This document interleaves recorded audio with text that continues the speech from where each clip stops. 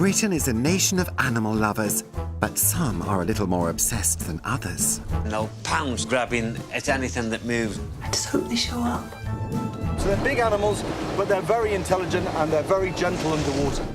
These nature nuts go to extraordinary lengths to get closer to the animals they love. Are you all right, Hazel? I'm fine. Well, I hope you're enjoying this at home. I'm going to be hunting high and low with my nature nuts for the UK's most adorable creatures. Here he is, waiting for the topper. Come back with that egg. Every time I see a dormouse, I still go, oh. And I'm taking this film crew in cheap clothing with me. Maureen, get in the car. Try not to scratch. I haven't been this excited since I got stuck in a lift with the England rugby team, and I know this is going to be just as much fun.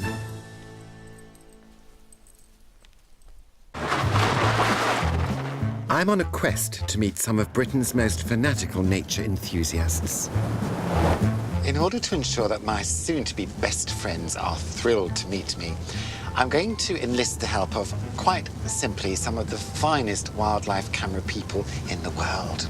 They've got skills and equipment that the average nature enthusiast can only dream of. It's my plan to show these nature nuts the animals they love in an entirely new light. Later, I'll be looking for tawny owls and dormice, but first I'm going in search of the UK's largest predator, the grey seal. My agent tells me there's nothing in my contract about staying warm and dry on this show. Hello, I'm in Northumberland. Isn't it lovely? In a kind of Cape Bush sort of way. I'm heading to the Farne Islands, a short boat trip away from here. But I'm not going alone. I'm here to meet a seal-obsessed doctor. Hello. Hello, Julian. How do you do? Suitably rugged, standing by an open boot. Ben Burville is going to take me snorkeling in the North Sea, where he's promised we can meet his seals face to face. All very exciting. By day, he's a busy GP, but when he's not doctoring, this nature nut spends hours getting up close and personal with the 6,000 local grey seals. And over the years, he's managed to capture some incredible footage of them. Look. Here is a seal using a sandy seabed for a full-body exfoliation. And who hasn't wanted to hold hands with a grey seal? But there's one aspect of their lives that's eluded him, and I'll help him with that later. But first, let's see what travel arrangements are on offer. Have you got a vehicle in mind? There's a luxury boat just over the edge here. It's the Glad Tidings 7. Oh, it's full of northern men. It is. Who's that man there? That's William. Hello, William. Hello. Yoo-hoo. Yoo-hoo. Can you squeeze me in? Yes, squeeze you on. In. In. On. It's a bit slippy. OK, don't worry about me. My slingbacks have a very good grip on them. I think I need more than one Watch your man. head on here, that's the... Oh, Another boat's going the wrong way. No, don't worry about that. The worst thing that can happen is you'll fall in. Just take your wrist. Oh, there we Watch your are. head, just watch your head. I'm here. Nobody panic. They don't go in for sunshine in the northeast, and my camera woman Maureen is wearing several layers of waterproof lingerie. It's a grim day, but nothing is going to dampen Ben's infectious enthusiasm. I want to know how his obsession with grey seals began. Be careful what you wish for. It was actually my wife, Kirsty, who made the first interaction with the seal. She was diving just off where we are going to be today. She had a piece of weed in her hand, and she threw the weed up, and the seal brought the weed back to her. And I was watching thinking, what is she doing? And she took the weed again and threw it up, and the seal took the weed and brought it back to her. And from then I was quite hooked, really. I suspect this is the first of many breathless anecdotes Ben will be sharing with me. You weigh about, say, 80, 85 kilograms, maybe 90 kilograms. An adult male grey seal weighs about 220, 230 kilograms. So they're big animals, but they're very intelligent and they're very gentle underwater. As am I. But won't it be cold in the North Sea? You've got your own central heating method, which is, I'm sure, I'll leave that to your imagination. I'd encourage you to do that because that warm, seeping feeling you get will definitely keep you warm underwater. What? Drink plenty and you'll find out. I'm not incontinent. You're not suggesting. I think any diver who tells you that they don't wee in their suit is a liar. Oh, well, I don't Strike want that. you weeing next to me. You'll never know. I can assure the viewer I will not be weeing in my suit. Well, I'm ready for this experience. Okay. Where are your changing facilities? The changing facilities are just at the front of the boat. Okay? I'll see you when you're ready. It's a lifetime, isn't it? To think I once played the London Palladium. Maureen has been on the rough side again, and I don't blame her. My mother told me to be very careful whenever I'm out of my depth. Right then. But Ben assures me inflating my ring is unnecessary on this occasion. Take 2. Right then. I'm ready for my salty sea experience. Come this way. Let's go. Let's go. Oh dear. I've watched too many Carry On films, I think. Ooh. Carry On diving. Where were you when I had a drama then? I was waiting to catch you. There. But swimming with seals has its dangers, so I've insisted on an experienced diver whose only interest in life is my safety. Do you mind if I call you Bertha the bodyguard? That's fine by me, don't you worry, Julian. There you are, Bertha. All right. I'll just need my flippers and my mask. Do you do nightclub work as well? I'm bonding rather well with these rough and ready types, I feel.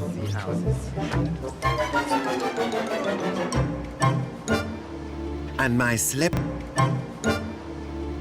celebrity charisma is radiating out in all directions. I see that some of my fans even have flippers and whiskers. Oh, look, there it is. Oh, they can't wait for me to get in the water. Wait to see you. Won't be long. As Bertha prepares herself for me, Ben's keen that I keep my energy levels up. Who'd have thought? A chocolate finger at this time. What a bonus. Just give it another spit. Just rub it round. But I've just had chocolate. Don't worry about that. Mine's full of chocolate. Go on, just a spit. Don't worry about the chocolate. Just... I haven't got any spit left. Go on. It's no good saying go on. I haven't got any. I just have a drink of water. Okay. Don't you spit in it. Yeah, that's better. Oh, I spat in here. Sorry, don't worry. Just give it a rub round. Always been my motto. Understood. Oh, I should be to the toilet before we came. What, for a pee? Yeah. Yeah, well, what did I tell you? Ready to go? I'm ready. La mer, on doit danser le long du golfe clair. Well, I hope you're enjoying this at home. Right, you ready for Julian, mate? Yes, I'm ready for Julian. Could be anyone after all this, couldn't it? Christopher Biggins. I say go, Julian. You count to 5, get hold of your mask and jump in. Okay, stand by. Go. I'm not quite ready. Okay, when you're ready, take a deep breath. Is it cold? No, it's lovely and warm. It's lovely and warm. Yeah. Go. Go. What about hitting my head on this? You won't do. Just step You won't. right out. On 3, ready? 1, 2, 3, go.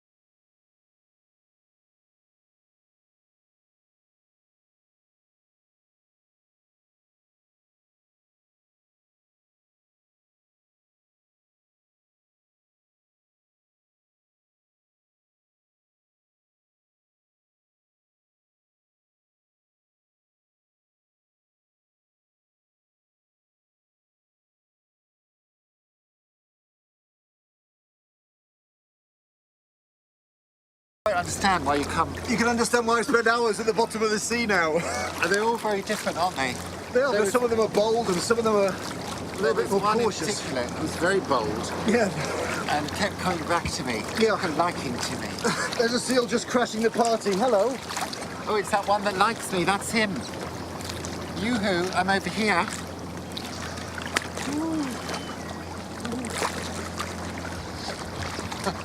And I'll tell you something else. Yeah. I managed to keep myself nice.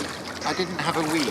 Oh. No, I think I need to get out of the cold water and go and have something hot and northern to warm me up. Very good. What would that be? Hot tea's always good. Oh, I was thinking of something hot pot or Hot tea's good. a bit of old scraghead. Isn't that what you eat in the north? This poor seal looks decidedly tearful once I'm back on the boat. I expect he'll write. It's an amazing world under there, and they are so playful. They're so elegant and funny. They've got these funny eyes that appear all around you, and they swim around you. They're very balletic children. When my post-seal euphoria wears off, I feel I need Dr. Ben's attention again, but for a very different reason. It's quite possible to round my day off that I may be sick. Maureen's looking a bit yellow, but that's not unusual for her. What we probably need to do is get you on some dry land.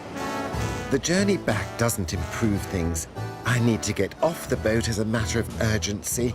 It's disappointing, as I've planned a special night dive for Ben, which I'm definitely too seasick to attend. Well, I'm mighty relieved To be back on to be back on Northumberland soil. Let me stand by the rails. Yeah, I think that's a good idea. Well, anyway, it's not going to spoil my enjoyment. No, hopefully it didn't detract from what you saw underwater. I'll never, ever forget that. I'm glad you enjoyed it. experience. It was my pleasure. I mean, you've been studying the seals for how long? About 14 years now. In all that time, Ben has never been able to find out what the seals do at night, although he suspects they may be busy mating. Mike, our cameraman. I've invited world-renowned underwater cameraman Michael Pitts to help us break new ground. He'll be using a special underwater camera that can film in almost total darkness and discover the nighttime goings-on amongst the seals. It's dangerous, and the first time this has ever been tried.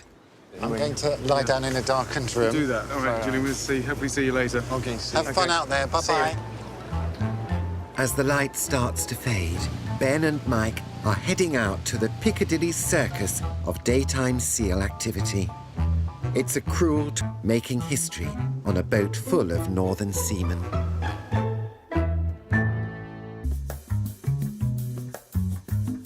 I'm in Northumberland to see nature nut Dr. Ben Burville.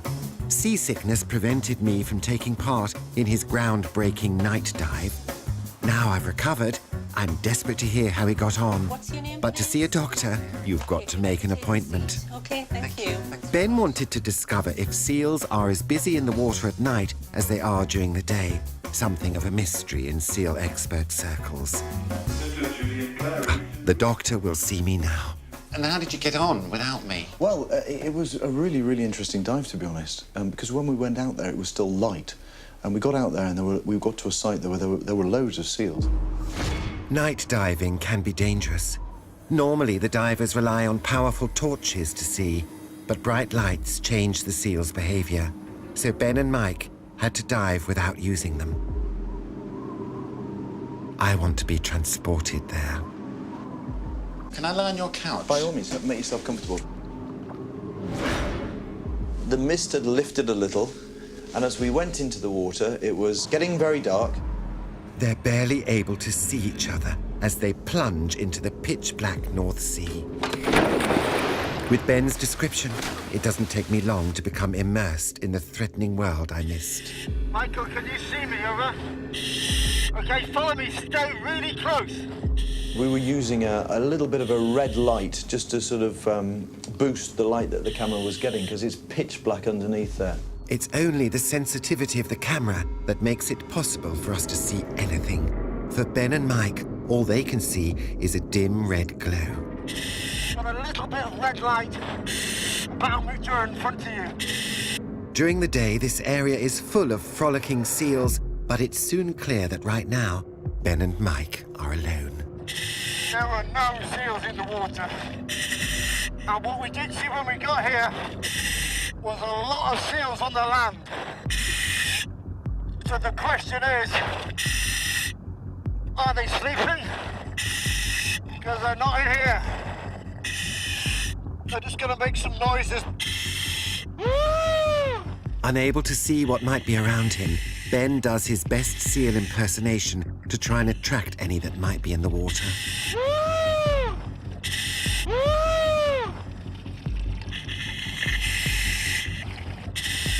Ah, there's a seal, there's a seal. There's one there, just on my light. Did you get that? Did you see it? Thanks to the Starlight camera, you at home can see the seal more clearly than the faint glimpse Ben and Mike got. We saw one seal that made a sort of little dash just in front of me. Before this dive, scientists thought that these seals are as active during the night as they are during the day. But is this true? From what we saw, the answer is no. And what I think may be happening is at night they're actually hauling out onto the rocks and really sleeping and relaxing and really getting the most energy they can from the food that they've eaten. But you're glad you went? Yes, doing something that's never been done in British waters before, filming seals at night with a camera that's never been used in British waters before, was a real, exciting experience. Well, I feel much better for that, thank you. Your descriptive powers are marvellous. Well, there we have it. Thank you, Dr. Ben. We've made a little bit of history together. I expect you have other patients. I hear scurvy is rife round these parts. But it's time to move on. I'm meeting my next nature nut, Dave Cully, on dry land in Northwich in Cheshire. After a series of dreadful motorcycle crashes that left his legs and life in pieces, Dave turned to his childhood passion for solace, wildlife. My Nature Nuts riverside home is a haven for animals and a magnet for birds of prey. Dave has spent 12 years filming his birds, first sparrowhawks, and now a more aggressive bird, and I'm not talking Anne Robinson. Tawny owls are his latest obsession. They've taken over his life. And after my recent encounters with barn owls and little owls, it's a passion we share. How many hours of footage have you got now, then, of the owls? The tawny owls themselves, about 7,000, I'd say, roughly. And this is just a one-man thing? This is just you? This is just a one-man band, yeah. Sounds like you need help. I only need help with the filming Julian. I'd like someone to actually come into there and relieve me. You've come to the right place. And they can be quite ferocious, can't they, tawny owls? Very ferocious. It's known that they've taken the photographer's eye out, took his eye clear out. Do you hear that? That could be you. Yeah. You should be wearing a crash helmet. Yeah, with the visor down. With the visor down. For several reasons. Yeah. Yeah. Can we have a look at what you've got? Of course you can. I'm moist with anticipation at what Dave might have in store, as he shows me the adorable baby owls born this year that he's captured on an infrared camera. This shot here, Julian, is the pair of tawny owls now, round about 9.5 weeks old. They may look cute, but Dave assures me they won't be for long. And they're laying in to eat, tear prey and pluck the feathers off it. They'll walk on the branch and they'll pounce and dive, grabbing at anything that moves on that bark. Learning how to pounce. Learning how to pounce, yes. It's very good at it already, let's face it. But, you should have the skills to actually capture a mouse. Is this all filmed in your garden? It's all filmed in my garden. Show me the real thing. Dave's garden is an acre of woodland in which he's installed 16 cameras and over 2 kilometres of cable to film everything that moves. If you look just up to these trees here now, we've got the hide. Just watch your head when you come through, Doc. Oh, it's like a little doll's house. Yeah. Oh, carpet on the walls. That's a nice touch. Well. It's got to be quiet, Julian, when you're filming owls. Oh, I see. It's not a fashion thing. No, you can't hear any footsteps whatsoever. So what do you look at out here? Dave tells me the owls are roosting at the moment and won't be out until dark. But they're not the only birds in this Nature Nuts garden. 16 different types of songbird nest here. And his bird feeders also attract wood mice. I love these little creatures with their big eyes and bigger ears. And it turns out that Dave's owls love them too. So, Dave, with all the hundreds of hours you spent in these dens, filming away at your tawny owls, is there any particular aspect that you haven't managed to capture? I need to prove that the baby owls now can actually hunt for themselves and catch prey. A baby tawny owl diving down, catching something. Yes. I know then that they've got a good chance of survival when they're pushed out of here in 6 weeks' time, because a good 60% of these babies just won't make it. When the fully grown chicks are chased away by their parents, they'll have to fend for themselves. It's time to try and film the one shot that Dave hasn't got. I've invited a friend of mine to have a mooch around your woods. Have you heard of Justine Evans? The camera lady? Yes, that's the one. And she's actually here, is she? She's up a ladder here, yes. She's ever so butch. She doesn't wear makeup or deodorant or... I can hear you. Hi. Justine, this is Dave. It's a great pleasure. Listen, his life isn't complete unless he can see a young owl diving down and catching something. And this is a shot beyond Maureen. She can only film people and plants. Right, So can you OK. help? I think I probably can help, because I've got the hide set up already. I've got a very light-sensitive camera, and I've got the IR lights set up. Justine's infrared lights are invisible to the owls and will help her high-definition Starlight camera film detailed shots of the owlets in total darkness. You can You do think- it, Justine. You, Yeah. you film panthers and elephants. I know, but owls are really tricky. Are they? Why? Well, because it's dark, you can't see where they are. They're flying, they're moving around rapidly.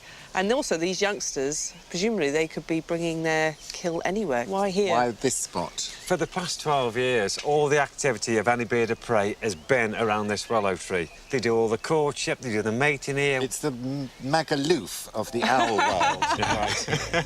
Well, this is going to be a new experience for me.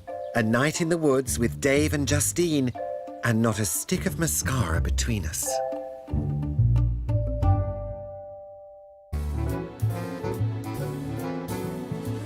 I'm in Cheshire with Dave Cully and specialist camerawoman Justine Evans, using an ultra-sensitive camera to film young tawny owls on their first hunt at night.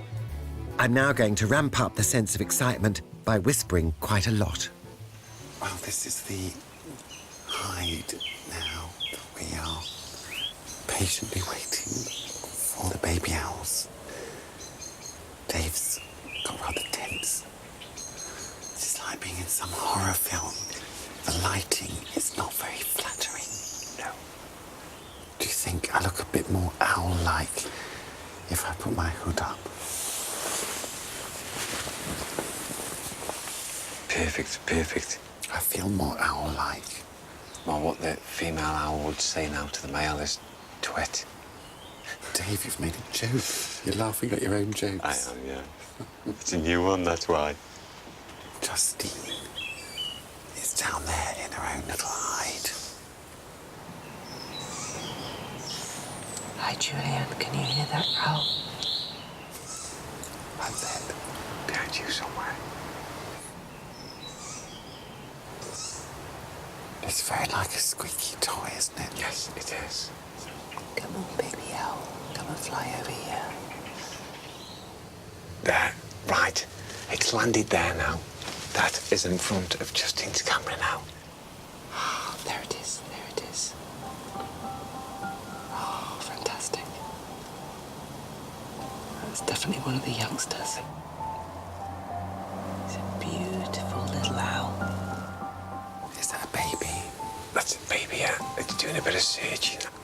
I'm transfixed by the beauty of this owl. Those large orb-like eyes have the best night vision of all the owls, 100 times better than our own. Justine's Starlight camera clearly picks up the other owlet arriving. They tend to follow each other about. They don't like to be apart too much.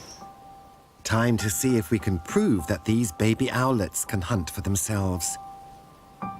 They're certainly looking peckish. One of them swoops down off the branch, but it comes back empty-taloned. I know this isn't quite the hunting we were expecting, but it's nice to see the owl, nevertheless. Well, yes, this is a small comfort, but I'm distraught. I feel as if I've made Dave a promise I can't keep. The shame of it. Hello, Justine. It's not really happening, is it? It's the way it goes sometimes with wildlife filmmaking.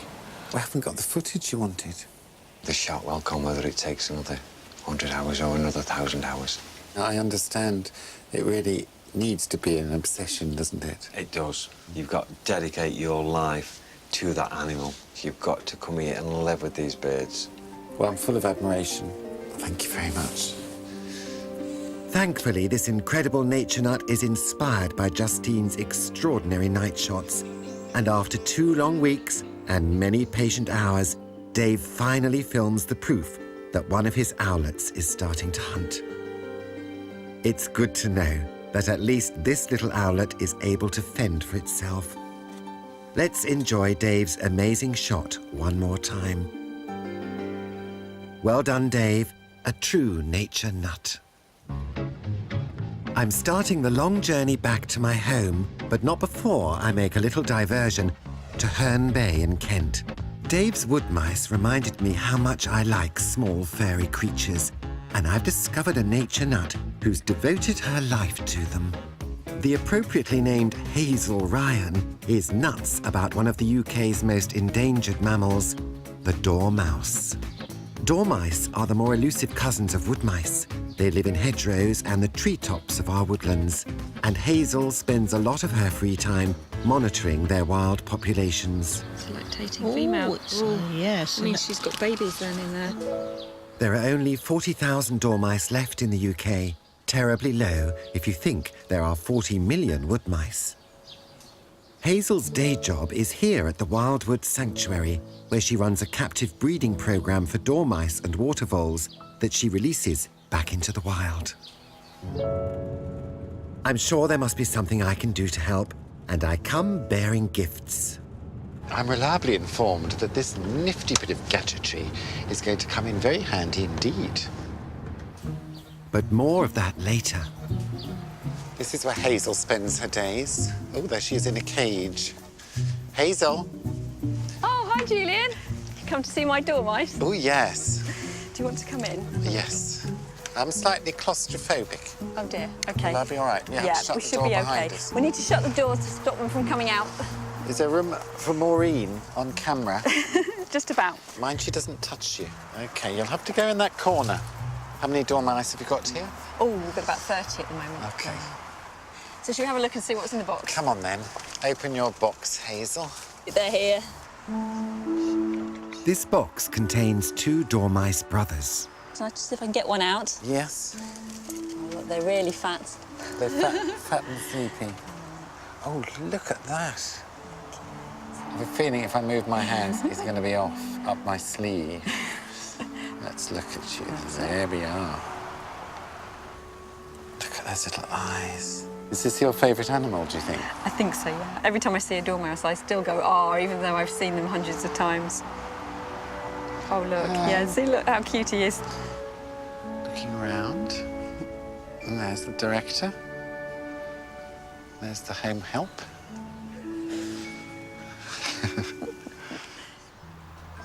Dormice are brilliant climbers, and when they want to be, they're very agile. But there's one other thing that they are particularly skilled at.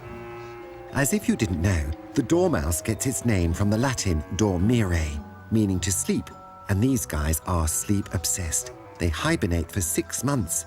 In fact, they're our only native small rodent that truly hibernates. And after all that running around, this little one is keen to get to the land of Nod. Yeah, that's like a sort of little Disney pose, isn't it? Ever since I watched the dormouse in Alice in Wonderland, I've always wanted to get close to these sleepy little rodents. Makes me feel tired looking at you.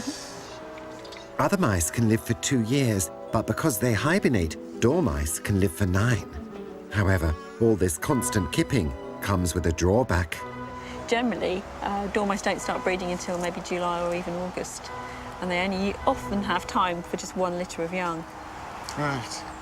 And that's why they're quite rare now, because If the population goes down, it takes a long time for them to recover because Yes. they maybe only have 4 or 5 babies per year. Yes. Whereas other small mammals might have a litter of 10 every 3 weeks. Non-stop. Yes, yes. Has he actually gone to sleep here? I think he might be thinking about sleeping. He obviously likes your hands. Yes. You're not the first. But I can feel this lovely, warm, radiating, slightly quivering, living thing here. Look at the size of you, old Porky. That's the sweetest thing, isn't it? It is. They are cute, aren't they? What I like to do when I'm travelling round and I meet someone doing marvellous things like you that I take a liking to is ask what I can do to help. What would help your research and what would help the dormice? It would be great to get some cameras in here and actually see what they like to eat, because we give them various different natural foods in the autumn, but we don't know which they prefer. Well, we can do that. OK, that's your wish. It's hard to drag myself away, but I'll manage. I'm going to post the dormouse through the hole. See you in the spring. Look. The other one's probably sitting in the way. That's probably what it is. When you're Tickle him ready. a little bit. That's it. And the tail's hanging out. How funny. I'm quite envious of their lifestyle, sleeping for 6 months. Wake up slim. My team get to work setting up the trail cam. Hazel usually feeds her dormice fruit, but has a suspicion that they may prefer wild berries. So she collects some hawthorn, rowan, guelder rose and dogwood and places them alongside their usual fruit. By using the trail cam's night vision, she's able to tell what they prefer by seeing what they eat first. It turns out they go for the berries over the fruit time and time again, particularly hawthorn. Very useful information for Hazel. That's interesting because that's a species that is found a lot in old hedgerows. That's very useful for us to know because it means that we need to give them the sort of food that they would normally find in the wild. And of course, we're losing a lot of our hedgerows, so it shows how important hedgerows are for our dormice. Who'd have thought it? I've made a significant contribution to dormouse science. Now, Hazel's expertise doesn't just stop at dormice. And as I drive home, I have a brainwave. Wouldn't it be wonderful if Hazel could spend a few hours in the garden of my very own luxury home? Maybe she can find out what animals I'm living cheek by jowl with, apart from the more obvious ones. Then she might like to tackle my ironing. As a conservation officer, Hazel monitors small mammal populations and has some nifty humane traps, providing 5-star accommodation for anything that might venture in. See? Trap, tunnel. Now, where should we put it? Well, I thought underneath this hazel tree would be really good. OK, I'm going in. What we're hoping for are things like wood mice and bank voles. Oh, I like a wood mouse. I'm not going in there, they're stinging nettles. Do you want me to put this one in? Yeah, I'll watch. OK. Are you all right, Hazel? I'm fine. How about the compost heap? Yeah, I think that'd be a really good place because compost heaps are nice and warm, so Yes. they're good nest sites for small mammals. And I've got very good quality compost, if I say so myself. That Yes. would be great. I've stung myself. I'll just suffer. I may limp. We mark the traps so we can find them in the morning, but before she turns her attention to my ironing, I show Hazel something sinister by the poultry enclosure. Something a bit bigger than a mouse is forcing its way through my fence to nibble on my plums in the night. I have a suspicion it's a badger, but Hazel's not so sure. If it was a badger, you'd probably see another track going up on the bank on the other side. Because badgers are creatures of habit, so they like to go the same way every night, so they tend So to it might not wear be a a path. badger. It's that woman from the post office crawling through. Time to put the camera trap to more good use. It's triggered by motion, so should catch the offender red-handed. Right, let's strap it to the tree and be done with it. Hopefully by the morning we'll find out who the culprit is, and crucially if my chickens and ducks are safe. Hazel's knowledge of all things small and furry knows no bounds. Your house looks like it's the sort of place that bats might use as a roost. Have you ever seen any bats around here? How dare you? What do you mean? Why would they want to live in my roof? Well, it's a sort of age of house, the type of tiles, nice big attic. It's the sort of place that long-eared bats like to roost. I have a very roomy attic. I have seen them flying around. Have you? In the evenings? Yes. Might be worth us coming to have a look one evening. Would you like to slip your head through my hatch? And I don't offer that opportunity to everyone, Hazel. I'd love to do that. My kind of gal. By tomorrow, I'll know who is cavorting in my compost and whether there's more than just a wasp's nest in my roof.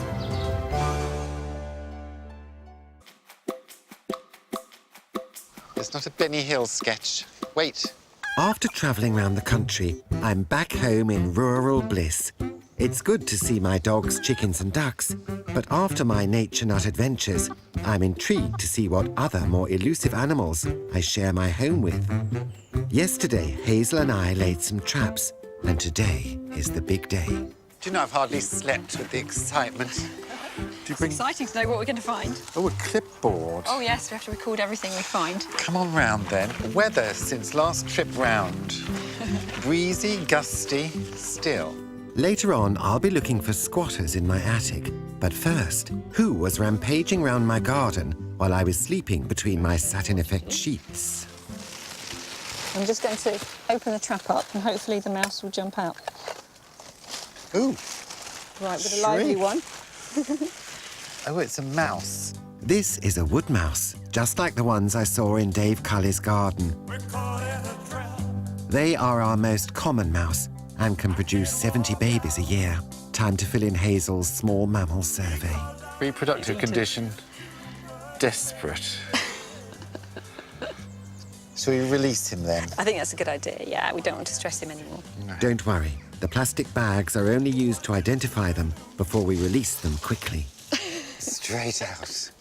Basically, as soon as the female's given birth, she mates again within 24 hours. So, Yeah, they do that in Ashford as well, don't they? so yeah, so they don't live very long because they're usually exhausted by the end of the year. What a way to go. Something other than a mouse this time. Oh, no, she might just sit... The next animal we discover is a bank vole. It's the lovely reddish coat and small ears that give it away. It's related to the water vole, but much smaller. Off you go. Oh, comments. A very nice vole. Pleasant personality. Calm, centred, lovely brown fur. Walk this way. The other animal we find is more of a surprise. What is it? Wow, it's a shrew. That's really exciting. Isn't it? This is a common shrew, which usually hangs out in woodlands, not gardens. This insectivore needs to consume 3 times its body weight each day just to survive. It hardly sleeps, having to hunt continuously during the day and night. No. No. No. I've never seen a shrew before. It's one of my favourites. The darling little shrew just yards from my own home, my neighbour. She's gone. Without Hazel's traps, I'd never have found out who's living in my garden. But what will the trail cam reveal? Looks like a movie set, doesn't it? It's a visual treat. A robin standoff, a squirrel, a bid for freedom by Maureen, my wayward chicken. But what about at night? So this was at 10 to 1 in the morning. Right. Not much happening, is it? Oh, what's that? It is a badger. It's a badger, yeah, look, you can see his stripes. The little minx. Just as I thought. I think the badger's just after the fruit. Yeah, this time of year they do eat a lot of fruit. The nerve of it. Oh, well, that's a relief in that it's not a fox. Your chickens and ducks are safer now. Yes, he's very welcome as an occasional visitor. And badgers prefer earthworms anyway. That's a comfort. He can have as many of my earthworms as he likes, and my hens are safe. Or are they? Shriek! A fox! I shall get a man in to fix my fence as a matter of urgency. As if Hazel hadn't revealed enough about the wildlife on my doorstep, she's back for one more evening with a gaggle of local nature nuts. Well, I'm glad to see you all in your matching fleeces. Come on in. Thank you very much. This is the Kent Bat Society. You couldn't make it up, could you? They're going to finish off my home's animal census. You managing, John? Yes, yes. Come on up. OK, here is the hatch entrance. Yep. So, do your thing with your ladder. As John and Hazel explore my rafters, outside Malcolm is using a thermal imaging camera to film flying bats. These show up as hot white dots in the sky. But do any live in my roof? Bon voyage. Go on. I don't think I've ever been... Well, I haven't ever been up there. I've had no need to. There may be dust. I've not had a squirt and a wipe in the loft since I moved here, John. There will be spiders. Spiders. Shirley is outside using a bat detector. This nifty gizmo turns their high-pitched squeaks into clicks we can hear. Bats listen to the echoes to find their way and hunt in the darkness. It's called echolocation. I found some bats. Did you? Yeah. How many? 2. What sort? Brown long-ears. Right up between the beams. What were they doing? They were just roosting, they're just hanging. Oh, I'm like a proud parent. Yes, you are. That's really exciting. I'll put this back because we don't want to disturb them. OK. What shall I call them? Hazel and John? Hazel and Jane. Why? Because they will both be female. Lesbian bats in my loft. Alas, we can't film them in the loft because it's an offence to disturb roosting bats. So instead, we go outside to watch my lesbian bats flying around. And according to Shirley's bat detector, it looks like there's another type of bat crashing the party. This is a common pipistrelle, which echolocates its calls on about 45 kilohertz.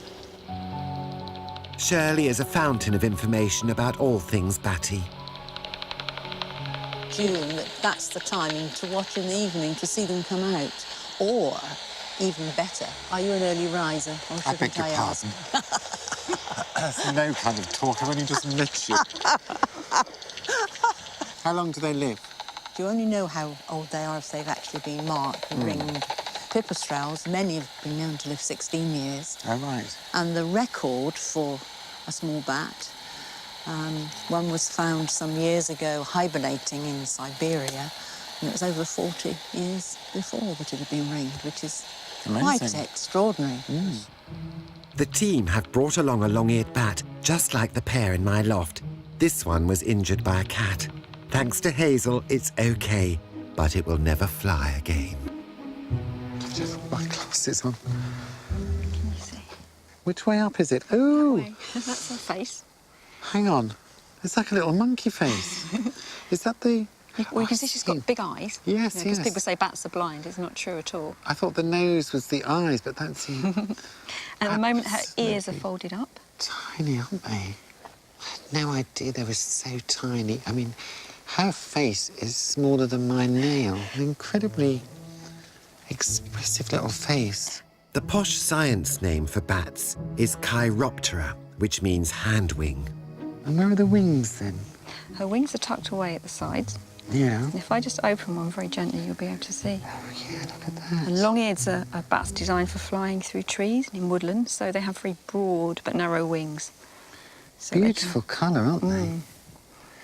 And the wing is basically her hand. And up here, that little hook is her thumb. And these are all her fingers, which have grown really long and have skin in between them, so they're sort of webbed. And it's very, very delicate, but very elastic. Yeah. Maybe it's the sound of my voice, but suddenly it's all ears. Well, it's a marvelous night for a moon dance. It does this by pumping blood into them. As they expand, you can see why they're perfect for listening to the high-pitched squeaks bouncing back off their prey. This truly is the Prince Charles of the bat world. Oh, it's magnificent, isn't it? It's like a cockatoo or something. And with that, my evening is complete. Do join me for more wildlife adventures next time, when I'll meet some new nature nuts. So why do you like beavers so much? Just the pure tranquility of them, just the way they just go about their business nice and quietly. Just the joy in seeing them. come face to face with one of these. Oh, stop banging on the window. You stupid cow. Until then, goodbye and stay nutty. Well, we find out what our travel guides think of Dubai tomorrow night at 9. But next tonight here on ITV, a magic trick that ends in disaster in Midsummer Murders. While over on ITV3 next, a fascinating look behind the scenes of the Hotel in the Clouds.